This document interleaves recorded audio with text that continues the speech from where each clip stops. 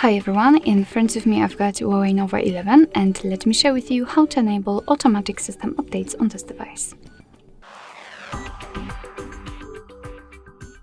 So first of all, we have to enter the settings and then let's scroll down to the very bottom to find About Phone.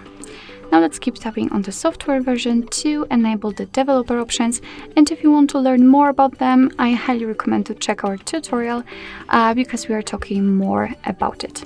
So after activating, enter System and Updates and tap on Developer Options. Right here, all we have to do is to scroll in order to find Automatic System Updates. Let's tap on the switcher, and from now on this option is active, which simply means that your device is allowed to apply the updates when it will be restarted. So remember about that. You don't have to manually update your device. However, remember about restarting it from time to time.